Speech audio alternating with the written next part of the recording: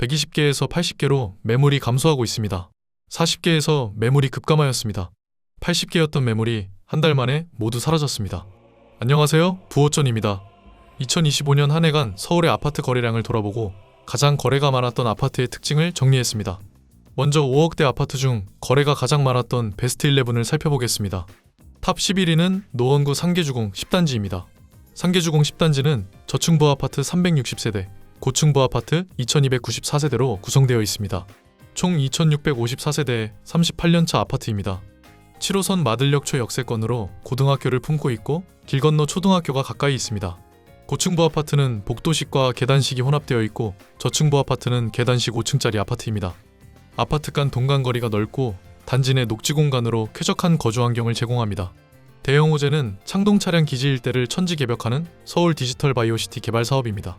GTX 신호선 계획이 있는 창동역 복합 환승센터, 23년 7월 완공된 시드큐브 창동, 농협 하나로마트, 27년 완공 예정인 서울 아레나, 창동 차량 기지와 운전면허 시험장을 개발하는 SDBC 개발까지 그야말로 동부권 경제 거점을 조성하기 위한 대규모 사업입니다. 상계주공 10단지는 디지털 바이오시티와 바로 붙어 있어서 재건축이 완료되면 서울 아레나까지 넓게 펼쳐지는 조망 프리미엄을 얻을 수 있습니다. 재건축은 크게 6단계로 진행되며 평균 15에서 20년 가까이 걸리는 장기간의 사업입니다. 상계주공 10단지는 안전진단 통과 후 정비구역 지정을 준비하고 있는 재건축 초기 단계로 볼 수 있습니다. 최근 신속통합기획을 신청하면서 재건축 속도가 한층 더 빨라질 것으로 예상합니다. 거래량은 3월 6건, 9월 7건, 10월 8건 발생했습니다. 11호 부동산 대책 전 거래량이 증가하는 모습을 보였습니다. 25년 11월 기준 5억대 아파트의 거래량은 35건이었습니다. 실거래가는 아직까지 5억 초반대를 유지하고 있고 매물은 130개 수준에서 10월 이후 7, 80개 수준으로 감소하고 있습니다. 현재 나와 있는 매물을 살펴보면 60제곱미터 B타입 18평형이 5억 중반대에 형성되어 있습니다. 방이 3개 있고 화장실, 다용도실, 주방과 거실이 있으며 발코니는 2개가 있습니다. 10평대 아파트임에도 방이 3개나 있어 공간 활용도가 우수한 장점이 있습니다. 두 번째 매물은 70제곱미터 B타입 21평형입니다. 방이 2개 있고 화장실, 거실과 발코니, 다용도실로 구성되어 있습니다. 시세는 5억 초반대입니다. 대지 지분이 높은 것이 장점으로 신혼부부나 투자 수요가 높았을 것으로 보입니다. 서울 5억대 거래량 탑 11위는 노원구 상계주공 10단지였습니다. 10위는 강서구 마곡중앙하이츠 아파트입니다.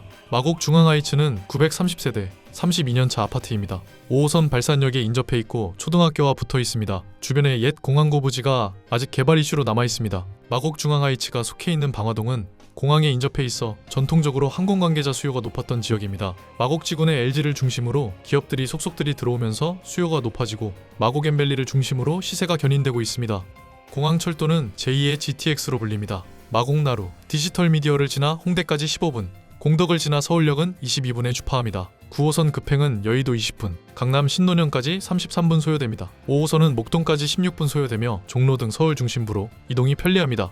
김포공항역은 서쪽으로는 인천국제공항까지 연결되어 있어 현존하는 수도권 급행열차역 중 편의성이 매우 높은 역사입니다. 거래량을 살펴보면 10월에 거래가 늘어나면서 25년 11월 기준 37건의 거래량을 보여주었습니다. 실거래가는 5억 초반에서 최근 5억 중반까지 상승하고 있습니다. 매물의 경우 4, 50개 수준을 유지하다 10월 이후 급격하게 감소해 현재는 10개 정도 있는 상황입니다. 25년 11월 기준 매물은 66제곱미터 20평형이 5억 중반대에 1개, 6억대는 1개 있습니다. 침실 2개, 거실형 침실 1개, 발코니 2개로 구성되어 있습니다. 마곡 중앙하이츠는 마곡 등 강서권에 직장이 있거나 여의도, 강남으로의 출퇴근 편의성을 찾는 수요자들에게 추천할 수 있는 아파트입니다. 9위는 강북구 SK 북한산시티입니다. SK 북한산시티는 3,830세대 초대형 대단지로 22년차 아파트입니다. 초등학교와 중학교를 포함하고 있고 우이신설선 솔샘역과 붙어있는 초품화 초역세권 단지입니다.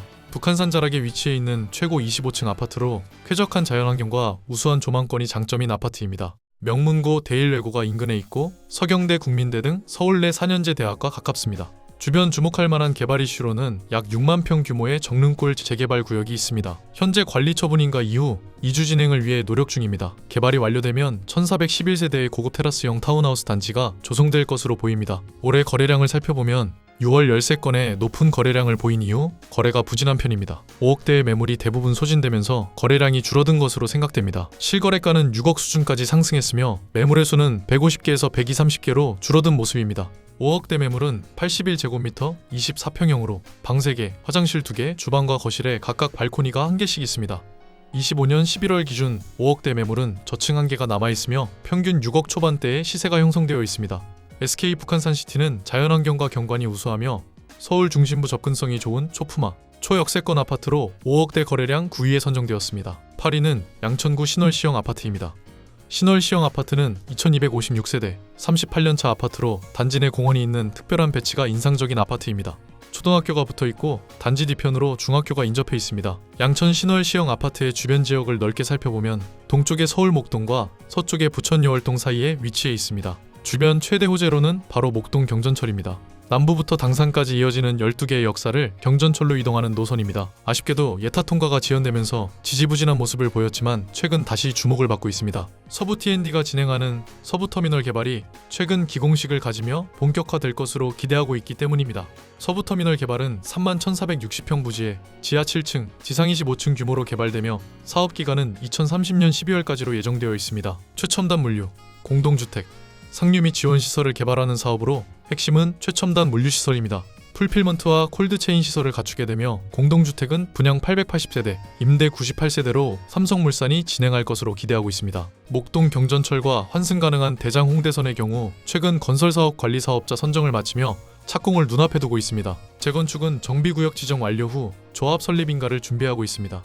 신통기획으로 진행 중이며 2030년 전까지 2주 철거를 목표로 빠르게 진행하고 있는 편입니다. 거래량은 6월 11건 이후 꾸준하게 거래를 이어오고 있으며 11월까지 총 41건의 거래가 발생하였습니다. 실거래 시세는 6억을 넘어 상승하는 모습을 보여주고 있습니다. 매물은 현재 거의 없는 상황으로 앞으로 본격적인 시세 상승을 이어갈 가능성이 높아 보입니다. 대표 평형은 69제곱미터 21평형입니다. 방 2개, 거실과 주방, 다용도실, 발코니로 구성되어 있습니다. 현재 나와 있는 매물은 7억대 1개만 있는 상황입니다. 신월시형 아파트는 목동에 인접해 있고 녹지 환경이 우수한 초품화 아파트로 재건축 단계가 빠르게 진행하면서 점차 가치가 상승할 것으로 기대됩니다. 7위는 성북구 정릉 풍림 아이원입니다.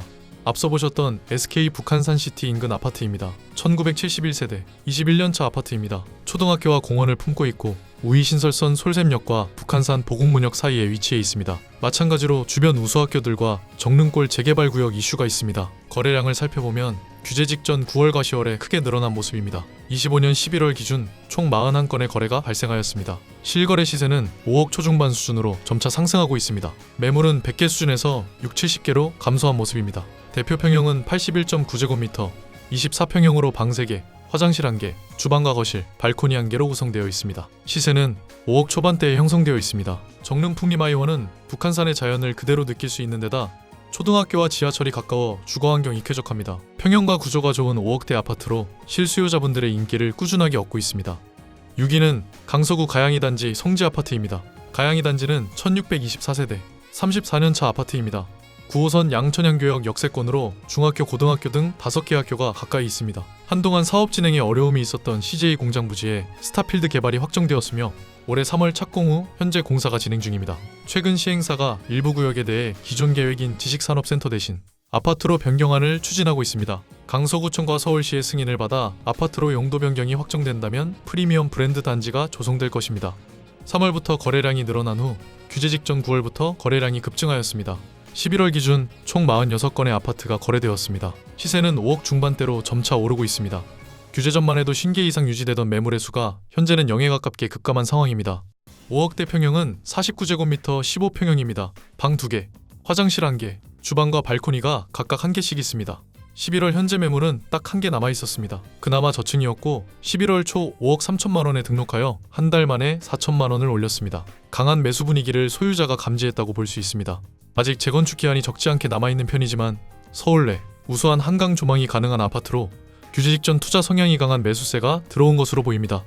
5위는 창동주공 3단지입니다. 창동주공 3단지는 총 1352세대, 29년차 아파트로 고층부와 저층부가 혼합되어 있습니다. 창동역은 1호선과 4호선 더블 역세권으로 GTX 신호선이 예정되어 있습니다. 초등학교와 중학교, 고등학교가 모두 붙어 있고 넓은 공원이 2개나 있습니다. 대형마트도 바로 길 건너 있습니다. 올해 거래량은 3월과 4월 6건, 9월 5건, 10월 6건으로 11월 기준 총 48건이 거래되었습니다. 실거래 시세는 5억 8천만 원 수준이며 100개 정도를 유지하던 매물량이 10월 이후 30개 수준으로 한 달 만에 70%나 급감한 모습입니다. 5억대 평형으로는 72제곱미터 22평형이 있습니다. 방 2개와 거실 1개, 화장실 1개, 다용도실, 발코니 1개로 구성되어 있습니다. 시세는 5억 원 중반대에 형성되어 있습니다. 창동 주공 3단지는 동북권 중심으로 변모하고 있는 창동역 인근의 대단지 아파트로 지하철과 학교, 공원과 대형마트가 가까워 꾸준하게 인기가 있는 아파트입니다. 재건축 사업성이 좋은 단지로 주변 재건축 단지에 비해 5억에서 6억대로 접근 가능하다는 점이 매수자들의 선택을 받은 것으로 보입니다.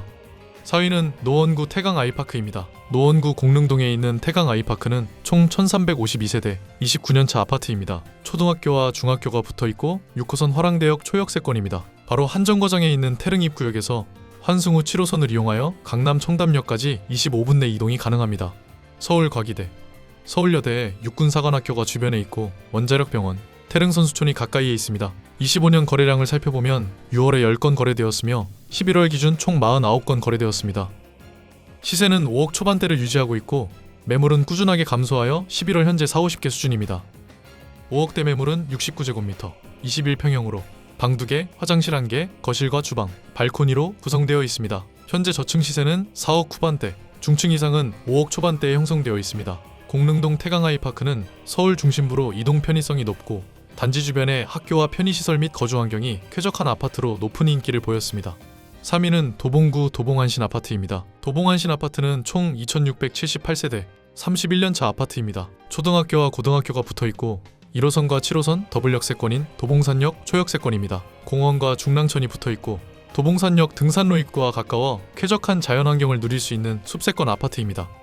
거래량은 6월 16건으로 크게 증가하였다가 9월 7건, 10월 9건 발생하며 점차 늘어나고 있습니다. 11월 기준 총 59건이 거래되었습니다.